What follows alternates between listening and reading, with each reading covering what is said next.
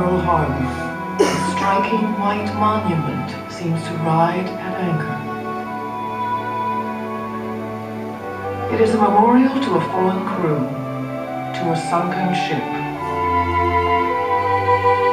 A symbol of a day that was burned into the American memory. The day was December 7th, 1941. The day of Japan's surprise attack on the U.S. Pacific Fleet here at Pearl Harbor. The day of our entry into World War II. The memorial stands over the sunken hulk of the battleship Arizona. Many of the men who died aboard the Arizona that morning still lie below her decks. The ship on which they served is now their tomb, a memorial, a shrine to their memory.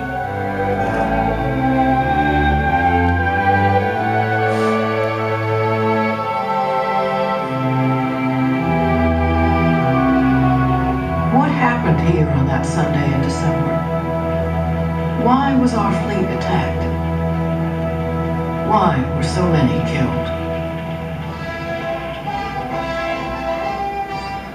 The road to war between the United States and Japan began long before Pearl Harbor. From the Japanese advance, which is sweeping over great provinces of northern China. In 1931, Japanese army extremists seized China's northern province of Manchuria. And in 1937, Japan launched a full-scale invasion of China. War began in Europe 2 years later. Japan watched as Nazi armies occupied the Netherlands and France. Soon Britain was under siege. Far away in Southeast Asia, those European powers had colonies rich in natural resources. Now their colonies were ripe for conquest by Japan, the Nazis' ally.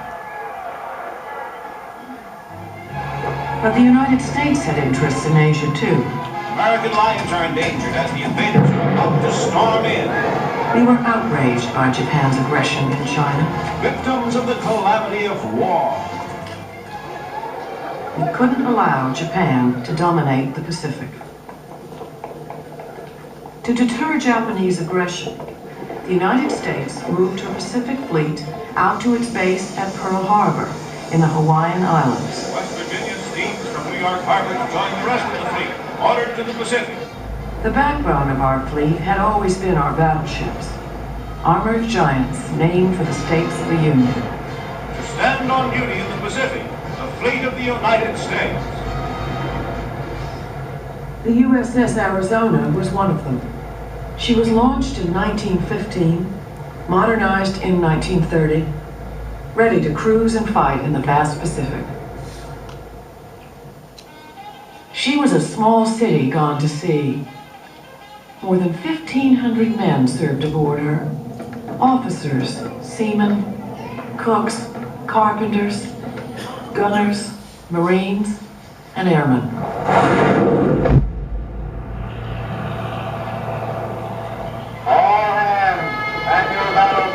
She was protected by more than 8,000 tons of armor plating. The Admiral on his flagship as he leads his squadron into action. The mythical battle ordered by the signal. Her 14-inch guns could fire a shell 20 miles. In war games and exercises, she looked invincible. But the Navy was soon to learn that the age of the battleship was at an end. The age of the aircraft carrier had arrived. One man who knew it was Admiral Isoroku Yamamoto, Commander-in-Chief of the Japanese Combined Fleet.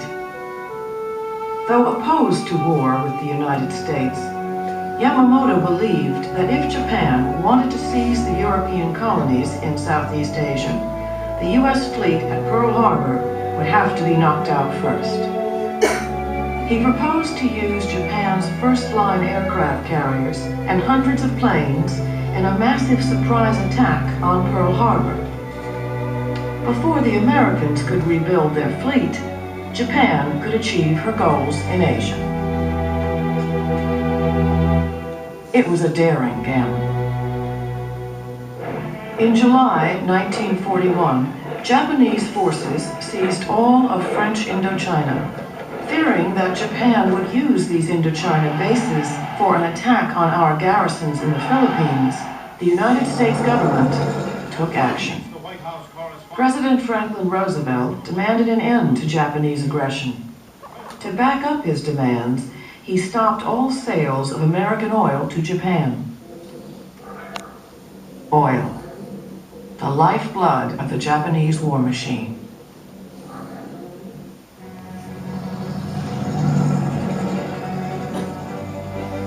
Committed to the conquest of Asia, Japan could not meet American demands without great humiliation. The hardline military leaders had forced Japan into a position from which there was no exit but war. In October, a war leader, General Hideki Tojo, took over as Prime Minister. Ronald, New York, en route to Washington.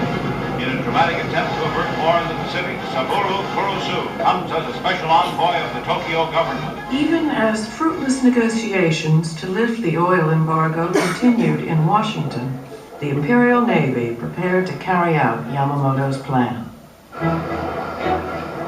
On November 26th, a Japanese task force comprising 6 aircraft carriers with heavy escort, commanded by Admiral Chuichi Nagumo, headed for Hawaii. They must cross 4,000 miles of open sea undetected.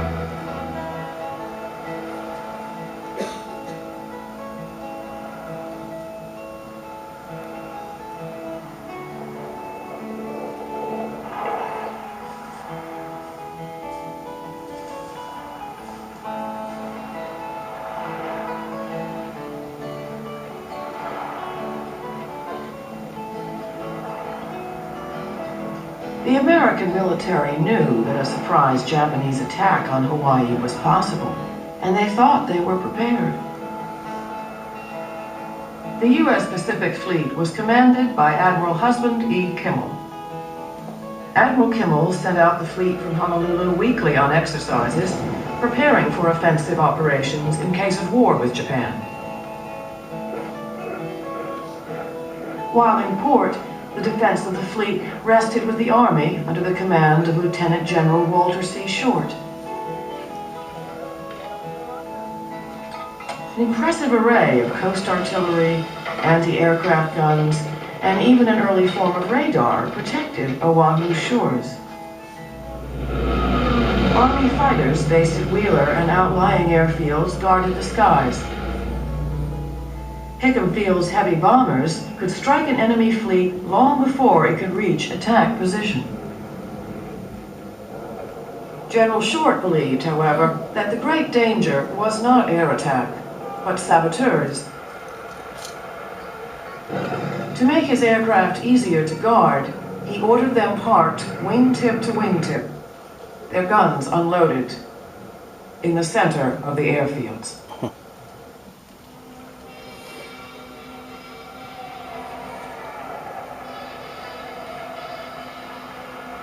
Saturday night, December 6, 1941. Most of the fleet was in port. That evening, there was a band concert in Block Arena.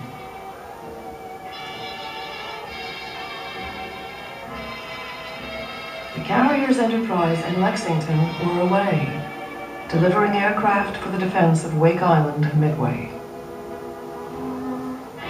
The last night of peace slipped away.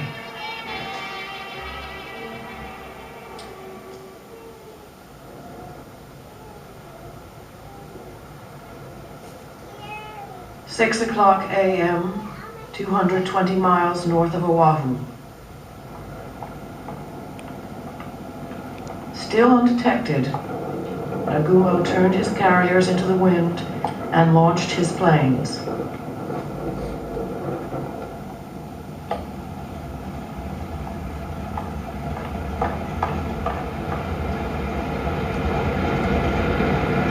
First, fighters.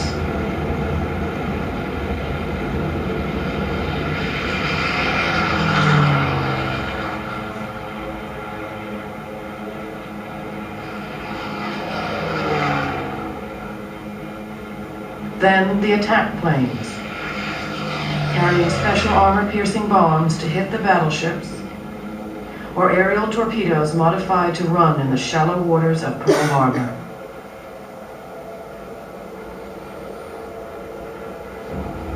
Last, the dive bombers. 183 planes in all. 30 minutes later, a second wave of 167 planes followed.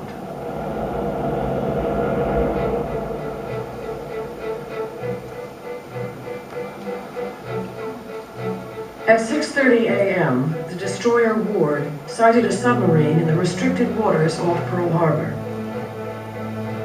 Ward opened fire. She sank one of the 5 two-man midget submarines that were part of the Japanese attack force. Ward radioed Naval Headquarters, "We have attacked, fired upon, and dropped depth charges upon a submarine operating in defensive sea area." Minutes later, the radar installation on the north coast detected a large flight of incoming planes. Its operators notified the information center at Fort Shafter. The officer on duty there assumed that the planes were our own B-17s, due in that day from California. The radar operators were told, "Don't worry about it."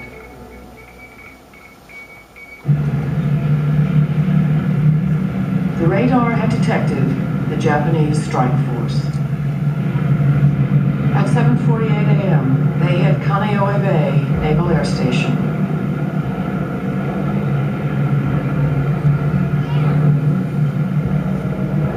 At Ford Island Naval Air Station, dive bombers tore apart the seaplanes and their hangars. The radio operator banged out a desperate message. "Air Raid Pearl Harbor, this is not drill." Then, their torpedo planes struck. The cruiser Helena was hit, and the concussion shook apart the old mine layer Oglala. She sank. On the north side of Ford Island, the cruiser Raleigh and the trading ship Utah were hit. Utah capsized, taking 58 men with her. Other torpedo planes swung around the harbor entrance and attacked from the south. Their target, the great ships moored along Battleship Road. Within minutes, West Virginia, Oklahoma, and California were all hit and sinking. West Virginia settled on the shallow bottom. Hit by 2 torpedoes, California began to list and would have turned over, but was counterflooded in time. She too sank upright. But Oklahoma rolled over too quickly to be saved. Within minutes, hundreds of seamen were trapped inside. 429 men died with Oklahoma. Arizona, a few minutes after 8.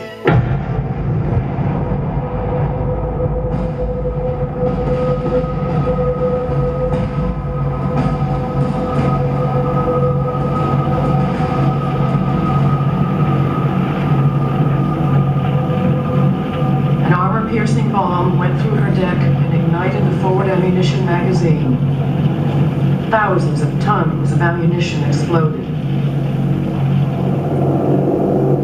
No one who heard that sound would ever forget it. 1,177 men died in those moments. Caught off guard, men fought back from all around the harbor as best they could. Sailors, soldiers, and Marines showed courage and resourcefulness. Many decorations for valor were won that day. Anti-aircraft fire was soon spoiling the aim of the attacking planes. Navy guns claimed 5 of the 29 torpedo planes that attacked Battleship Row. Only 14 American pilots were able to rise and meet the attackers. They claimed 11 Japanese planes shot down.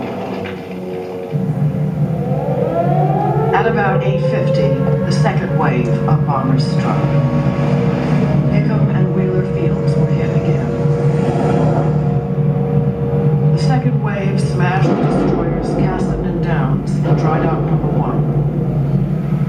The destroyer Shaw's ammunition stores exploded. Sailors, thrown off their ships by the force of the explosions, swam through oil burning on the surface of the harbor. Rescue boats dragged them, alive and dead, from the inferno of flame and water. Thick smoke from the burning ships provided some cover from the Japanese planes. But through the smoke, the attackers saw a single American battleship on the move. It was Nevada, badly damaged, but bravely trying to make the open sea. Japanese bombers swarmed down in an effort to sink her and block the channel. When she could go no further, to prevent the great ship from blocking the channel, her commander ran her aground at Hospital Point. At about 10 o'clock, a little more than 2 hours after they had first appeared, the Japanese planes departed to the north. They had inflicted on the United States Navy the greatest disaster in its history. 21 vessels, including all 8 first-line battleships, were sunk or damaged. Some 170 planes, both Army and Navy, destroyed. And the dead, more than 2,400. Another 1,200 wounded.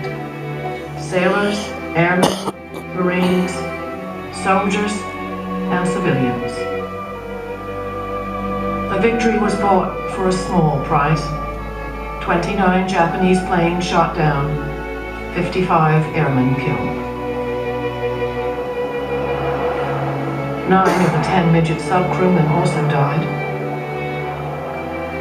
One was captured to become America's first prisoner of war.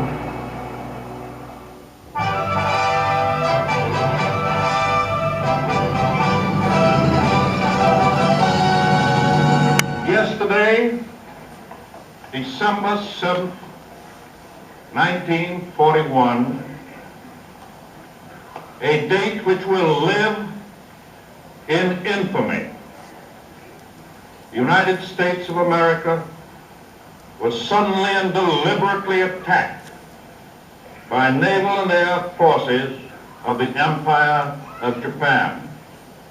I ask that the Congress declare that since the unprovoked and dastardly attack by Japan, a state of war has existed between the United States and the Japanese Empire.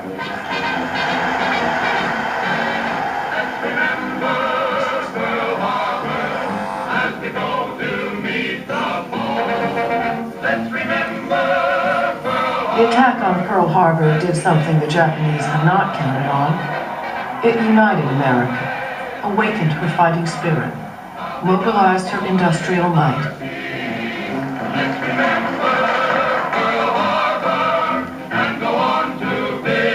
At Pearl Harbor, a massive salvage and recovery operation got underway. Almost every ship the Japanese sank was eventually put back into service. But not Oklahoma, not Utah, and not Arizona, left where she lay, a memorial and tomb for the men within.